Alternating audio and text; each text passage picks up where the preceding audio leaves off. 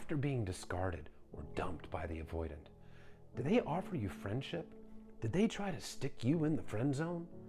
Well, if they did, there's generally a couple different reasons for this. First and foremost, this is a person, the avoidant, that was emotionally neglected by their parents or caretakers in childhood. Their feelings were routinely dismissed, if not outright rejected and even reprimanded. The message was sent loud and clear. Your emotions don't matter, your feelings don't matter, and they're not welcome.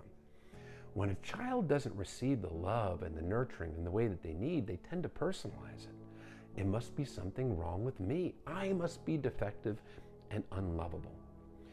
When these wounds haven't been healed, as an adult, this is still a person that feels unlovable at their core. And due to feeling unlovable, they rely on external validation, that attention and affirmation from others to feel good about themselves. They don't know how to internally validate themselves because they have a low self-esteem, a lack of self-worth. They don't feel lovable. So whenever they get attention from others, that positive attention or being desired, it helps them feel better about themselves. So after discarding an ex, they'll stick them in the friend zone, because if this person is still a friend, it means there's still an available option for them, that they still want them. They'll breadcrumb this person, even spend time with this person to see that this person, their ex, still wants them. And when they confirm that their ex still wants them, is still willing to be a friend with them, it means that they are getting validated.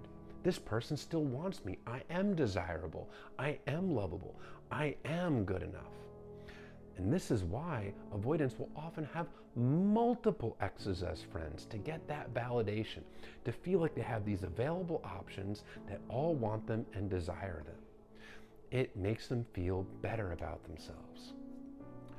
The other main reason why they will often friend zone an ex is so they don't feel like the bad guy, and they don't have to take accountability and self-reflect on the pain they caused the other person.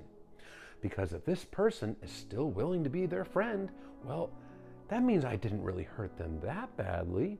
See, I'm not so bad. They still want to be my friend. That way they get to avoid accountability and avoid self-reflection.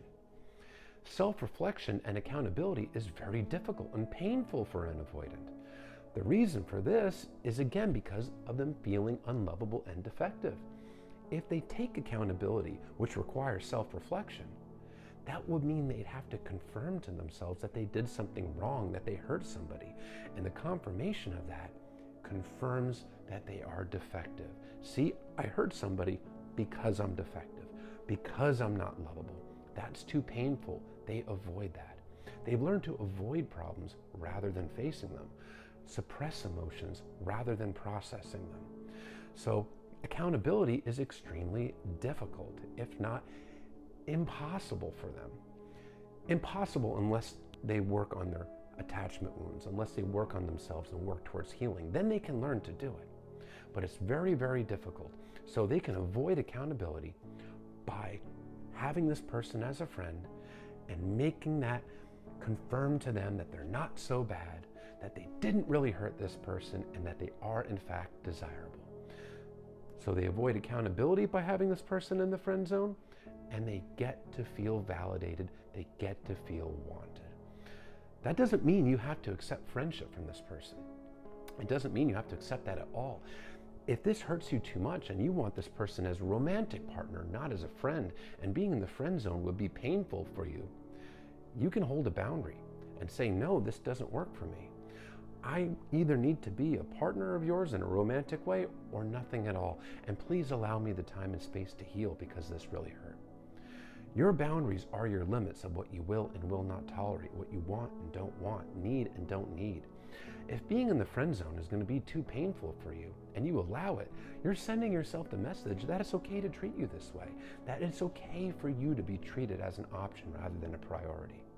But when you hold that boundary, as difficult as it is, and request that they give you space rather than friend zoning you and allowing you the time to heal, you're standing up for yourself. It's a big boost in confidence, because you're telling yourself the message that you do have your own back that it's not okay to treat you this way, and you can rely on yourself to take care of yourself, to make sure your wants, needs, and feelings are important, even when it's difficult. Holding boundaries is a big confidence booster, and it also helps you boost your self-esteem, because it is very easy to allow your self-esteem to take a crushing blow after being discarded by an avoidant. Make sure that you are looking out for your wants and needs, because they do matter, and if being friend-zoned is painful, don't allow it. Hold that boundary.